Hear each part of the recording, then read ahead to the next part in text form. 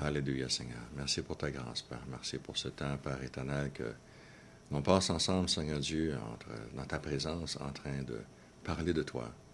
Et j'espère que ceux qui vont entendre, Seigneur Dieu, vont pouvoir aussi, Seigneur Dieu, bénéficier de ta grâce, de ton Saint-Esprit, de ta révélation, Père éternel, qu'on puisse simplement s'approcher de plus en plus de toi, et aussi, Seigneur Dieu, les uns des autres, car tu désires ardemment que nous soyons en communion les uns avec les autres, ainsi que d'être en communion avec toi. Amen. Bien, bonjour. Aujourd'hui, je vais parler de la prière. Je vais parler surtout du Notre Père. Je voudrais premièrement lire le Notre Père et ensuite, simplement, le prier comme que je pense essentiellement que je le comprends. Comme je le comprends. Non pas en répétant les paroles, mais en priant un peu selon le modèle du Notre Père. Lorsque vous priez, ne soyez pas comme des hypocrites qui aiment prier debout dans les synagogues et au coin des rues, pour se montrer aux hommes. En vérité, je vous le dis, ils ont reçu leur récompense. Mais toi, quand tu pries, entre dans ta chambre, ferme la porte et prie. Ton Père qui est dans le lieu secret, et ton Père qui te voit dans le secret te le rendra. En priant, Jésus continue, ne multipliez pas de vaines paroles comme les païens qui s'imaginent qu'à force de paroles, ils seront exaucés. Ne leur ressemblez pas, car votre Père sait de quoi vous avez de besoin, ou plutôt de quoi vous avez besoin. Mon français, des fois, il n'est pas au point. De quoi vous avez besoin avant que vous ne le lui demandez. Voici donc comment vous devez prier. Et là, c'est la prière qui commence. Notre Père qui est aux cieux, que ton nom soit sanctifié, que ton règne vienne, que ta volonté soit faite sur la terre comme au ciel. Donne-nous aujourd'hui notre pain quotidien. Pardonne-nous nos offenses, comme nous pardonnons aussi à ceux qui nous ont offensés. Ne nous laisse pas entrer dans la tentation, mais délivre-nous du malin, car c'est à toi qu'appartiennent, dans tous les siècles, le règne, la puissance et la gloire. Amen. Et Jésus continue en disant, « Si vous pardonnez aux hommes leurs fautes, votre Père céleste vous pardonnera aussi. Mais si vous ne leur pardonnez, mais si vous ne pardonnez pas aux hommes, votre Père ne vous pardonnera pas non plus vos fautes. » Maintenant, pour ce que j'avais dit tantôt, je vais essayer de prier cette prière un peu comme quelqu'un qui connaît la prière, mais qui désire le sens de la chose. Et c'est pas que je veux nécessairement faire quelque chose d'extraordinaire, mais simplement, au travers de l'exemple, communiquer une partie de ce que je comprends, sinon presque tout ce que je comprends de cette prière, parce que finalement, qu'est-ce que l'on comprend de la parole de Dieu? Des fois, c'est très petit comparativement à ce que c'est que Dieu a voulu nous communiquer. La preuve, c'est que je lis la parole de Dieu d'une manière, et un autre va venir, puis il va voir quelque chose d'autre qui est important pour lui. Ça va le souligner, ça va venir le chercher. Et cette portion de la parole de Dieu va lui parler, il va pouvoir la communiquer aux autres, et finalement, tout le monde est édifié par cela. Et c'est ce que je crois d'ailleurs. C'est ce que je crois que tous, on peut avoir une contribution, lorsque c'est qu'on se réunit ensemble, de contribuer quelque chose à l'édification du corps de Christ. D'ailleurs, c'est très, très biblique. Hein? Si on va lire le chapitre 14 d'1 Corinthiens. Mais je vous l'invite à le faire. Alors, mon papa qui est au ciel. Alors, j'ai ce merveilleux privilège que je sens que c'est... Pas je sens, je sais, c'est mon père, je peux l'appeler papa, c'est Dieu, j'appelle papa. J'appelle mon Dieu papa. Wow, c'est extraordinaire. Comment se fait-il que je peux appeler le créateur de l'univers papa, puis c'est tout à fait normal. Tu sais, c'est comme, je suis son fils, il est mon père. On est liés ensemble par une filialité. Les grands mots, là. Mais on est liés ensemble par cette filialité, cette relation père-fils. Et c'est cette relation-là que mon Père au ciel désire avoir avec moi. Alors, ton nom, le nom de Dieu est extraordinaire, il est au-dessus de tout. ce nom-là, c'est le nom par lequel tout a été fait, tout a été créé. Puis je me présente devant Dieu, puis juste son nom est tellement grand, tellement extraordinaire, tellement saint, que je me prosterne devant lui. Je dis, Seigneur, mon Dieu, mon roi. Viens, Seigneur, règne. Règne sur moi. Je veux voir ton règne dans ma vie. Que ton règne de paix, de joie, de justice soit dans ma vie, Seigneur. Je ne veux pas me prosterner devant un autre. Je ne veux pas soumettre ma volonté à quelqu'un d'autre. Seigneur Dieu, que ta volonté soit faite dans ma vie. Que ta volonté soit faite sur terre. Que ta volonté soit faite toute la journée dans ma vie aujourd'hui, Père. Et puis, Père, c'est l'heure du petit déjeuner. J'aimerais ça pouvoir manger. Alors, je te prie, Seigneur, que tu puisses pourvoir à mes besoins aujourd'hui. Puis que je puisse aller manger, pas juste tout seul, mais avec les autres qui t'appellent papa, avec mes frères et mes sœurs.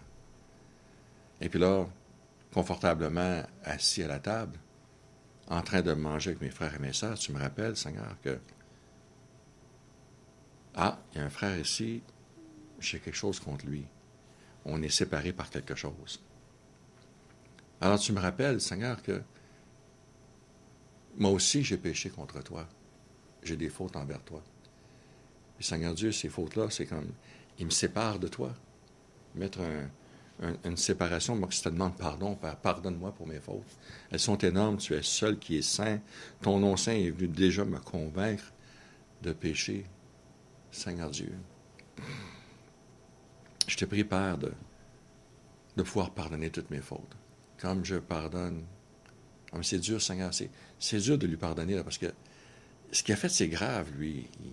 Je le vis en dedans de moi.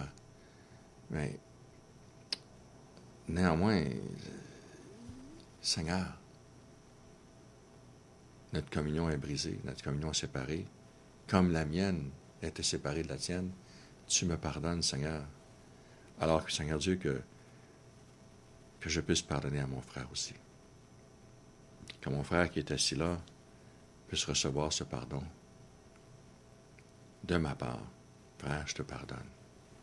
Et je veux te recevoir avec... On veut se recevoir ensemble, dans le sens d'avoir cette communion ensemble, cette communion profonde que Dieu nous donne. Amen, c'est extraordinaire. Mais Seigneur, on a fini de déjeuner, on va sortir ensemble, moi et mes frères, puis on va dans le monde, Seigneur Dieu, puis parce qu'on veut voir ton règne venir, on va annoncer ta bonne nouvelle, parce qu'on veut voir ta volonté accomplir partout sur terre, puis ta volonté, c'est qu'aucun ne périsse. Ta volonté, c'est qu'aucun ne périsse, mais que tous viennent à la repentance, Seigneur. On veut annoncer ta bonne nouvelle.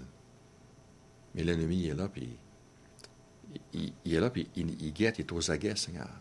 Protège-nous. Garde-nous de l'ennemi, Seigneur. Ne nous livre pas à la tentation, Seigneur, parce que tu sais que notre chair est faible, Père. On est si faible. Mais délivre-nous de l'ennemi, Seigneur. Amen. Amen, Seigneur. Oh, sois glorifié, sois loué. Seigneur Dieu, que ta présence, Seigneur Dieu, puisse justement témoigner dans nos vies et autour de nous, Seigneur Dieu, de ton règne, de ta gloire, de ta magnificence, qu'elle puisse être connue partout dans le monde. Amen. Vous voyez cette prière aussi, Jésus s'empresse. Tout de suite après le Amen, là, il parle du pardon. Là, on a parlé dans la prière du pardon. Le pardon de moi envers Dieu, puis le pardon de moi envers mon prochain. Et ce que j'ai essayé de communiquer, c'est que ma relation avec mon prochain, elle est brisée. Qu'est-ce qui brise la relation avec le prochain? Ça peut être que je lui ai menti, ça peut être qu'il m'a menti. Ça peut être que j'ai pris quelque chose qui appartenait ou il a pris quelque chose qui m'appartenait. Ça peut être un bris de confiance. Ça peut être une foule de choses. La réalité, c'est qu'à moins qu'on se pardonne mutuellement, à moins qu'un pardon soit réel et authentique, ben, on peut faire semblant d'avoir une relation ensemble. Mais moi, je ne suis pas certain qu'on veut avoir une relation semblant entre moi et Dieu non plus. ça n'a juste pas d'allure. Jésus a fait ce rapport-là, ce rapprochement entre le pardon qui vient du Père et le pardon qui vient de nous envers les autres. Comme étant équivalent. Pas équivalent dans le sens que je vais envoyer mon premier-né mourir à la croix pour ceux qui m'ont offensé. Non, non. Équivalent dans le sens que ce manque de pardon, quand il y a offense, il y a bris de communication, bris de communion. Et la seule manière de vraiment s'en sortir, c'est se pardonner mutuellement. Et je pourrais citer toutes sortes de choses. Comment est-ce que l'apôtre Pierre a voulu demander à Jésus combien de fois pardonner, puis Jésus il a été dit quelque chose comme 70 fois, 7 fois, ou 7 fois 70 fois, à l'école dans une seule journée.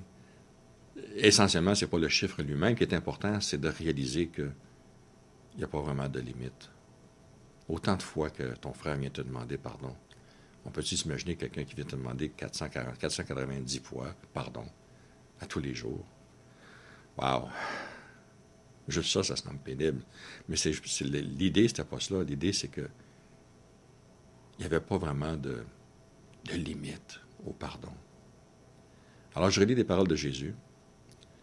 Si vous pardonnez aux hommes leurs fautes, votre Père céleste vous pardonnera aussi. Et c'est difficile de pardonner entièrement à l'autre, mais je pense que ça rend un peu plus facile la chose parce que je réalise que ce qui est plus important dans l'équation, c'est pas l'offense que la personne m'a faite, c'est la communion les uns avec les autres. C'est la capacité de pouvoir s'aimer les uns les autres. Cette capacité-là qui nous a été donnée par le sang de Jésus. Cette capacité-là qui nous a été donnée par le sacrifice de Christ à la croix, qui nous a premièrement pardonné de toutes nos fautes qu'on avait envers notre Père au ciel. De sorte qu'on l'appelle maintenant Papa, qu'on a cette union, cette communion profonde avec le Céleste, avec le Père Céleste. Parce que là, il dit, mais si vous ne pardonnez pas aux hommes, votre Père ne vous pardonnera pas non plus vos fautes. C'est un texte que j'ai de la misère à penser, à réfléchir, à me dire que Dieu serait comme ça. Il ne me pardonnerait pas. Il retiendrait ça contre moi. Souvenez-vous de la parabole de celui qui devait 10 000 talents au roi. Je ne l'ai pas par cœur dans le texte, non, je pense que l'idée me vient juste là. Et quand il est sorti, après que le roi lui a pardonné, il s'est saisi de son voisin, quelqu'un qui lui devait quelques sous. Et il a pris la gorge, puis il a dit « Paye-moi tout ce que tu dois, paye-moi tout ce que tu dois. » Et puis, il dit « Mais je peux pas, prends pitié de moi, je ne peux pas. » Exactement comme qu'il avait fait devant le roi. Il avait supplié le roi de lui pardonner, qu'il va tout faire pour lui pardonner. Il était incapable de payer, le roi le savait très bien. Hein? Donc, fâché contre la personne qui devait de l'argent, cet homme-là, qui avait été pardonné, qui avait été gracié de toute sa faute, a été jeté l'autre en prison. Maintenant, le roi a eu vent de la chose parce que des gens de la cour du roi ont bien vu ce qui s'était passé. Ils ont été le rapporter au roi. Et le roi fit venir la personne devant lui et dit « Tu ne devais pas faire la même chose que je t'ai faite pour toi? De gracier ton compagnon? Maintenant, toute ta dette te revient sur toi. » Le roi a retiré son pardon. Alors, je n'ai pas besoin de comprendre pour savoir que c'est vrai. Ce que Jésus dit, c'est important. Et il s'attend à ce que c'est que l'on vive ce pardon. On a reçu ce pardon, on doit le vivre. Vivre le pardon envers les autres. C'est tellement libérateur de pouvoir juste pardonner.